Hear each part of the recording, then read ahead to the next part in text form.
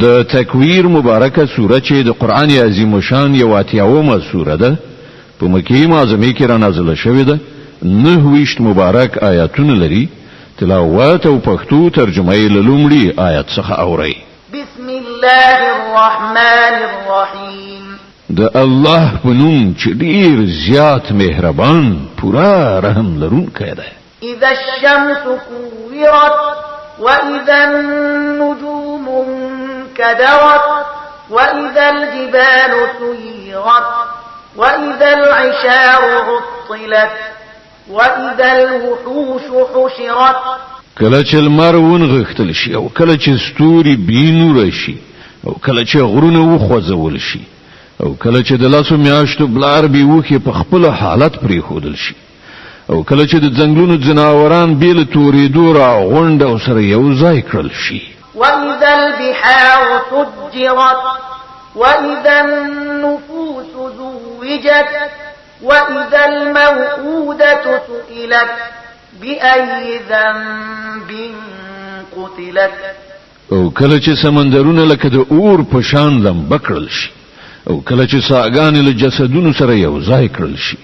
او کله چې له ژوندۍ خکې کړای شوی انجلۍ څخه پښتنه وشي چې هغه په کومه ګناه وجل شوی و واذا الصحف نشرت واذا السماء كشطت واذا الجحيم سعرت وجنة أزلفت علمت نفس ما احضرت او کله چې عمل نامې پرانستل شي او کله چې د آسمان پرده بیرته کړای شي او کله چې دوزخ بل لمبې کړای شي او کله چې جنت نږدې راوستل شي په هغه وخت کې به هر چاته څرګند شي چې له ځان سره څه راوړي دي فلا اقسم بالخنس الجوار الكنس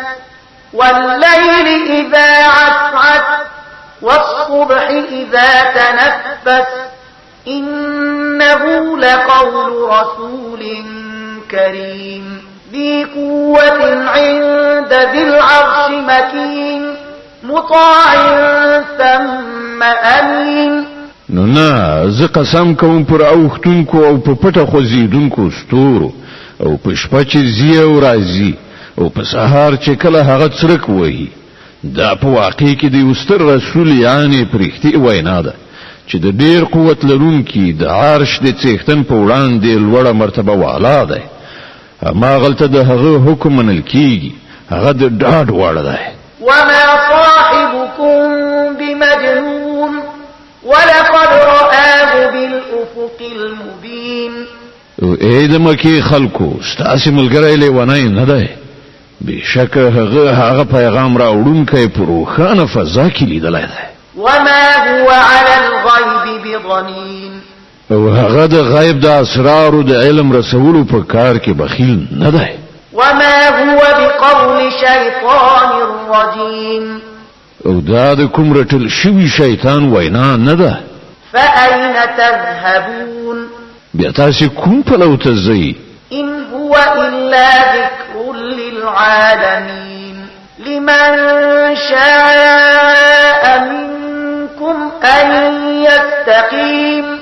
دا قرآن خود ټولو نړیوالو د پاره یو نصیحت ده لتاسو نه هر هغه چاته چې غواړي په سم لار لاړ شي وما تشاءون إلا أن يشاء الله رب العالمين او ستاسو په غوښتنه هیڅ نکېږي تر څو پورې چې د الله د عالمینو د پروردګار خوښه نه وي